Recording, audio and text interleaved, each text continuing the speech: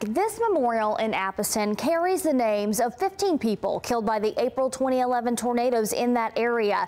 Two of those, the mother and stepfather of Blue Smith. Tonight, we continue our look back at the April outbreak and the ways our communities changed in its wake. Appleton will never be the same. It'll never be the same. Blue Smith knows the scars the tornado left behind will never fully heal. My best friend called and said that it had hit and hit hard. The single dad rushed to find someone to stay with his son and then headed to find the rest of his family. Whenever we got to Appleton, it was just total devastation. You know, places that I'd grown up, it was hard to find your way around because everything had changed. We may find some additional victims. Blue knew the woods and was able to lead the first responders to his family. That is our #1 priority, is going through those areas that have not been searched yet. Miraculously, his grandmother's home was still standing. My father's home was completely gone. He actually came to in the middle of our cow pasture. Knowing his father and grandmother survived, he turned his search to the rest of his family. I went to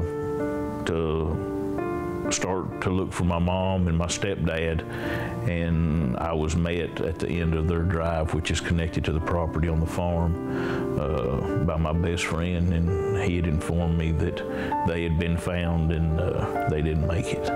Their home on Bates Road, where for days people would show up. I want 3 chainsaws per group and 5 laborers. Complete strangers trying to soften the blow of his loss. There were people that, like I said, we didn't know, never even heard of, from towns I'd never even heard of, that would have literally given me the shirt off their back if it would have helped. And now, 5 years later, Blue lives his life differently than he did before, knowing how fast it can all change. My mom called the day before the tornadoes, and I was too busy to talk. And I called her back.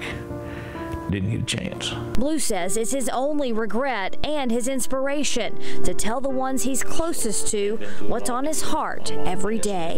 If you got parents out there and you got grandparents, you got anybody you care about, let them know, because we're not guaranteed anything.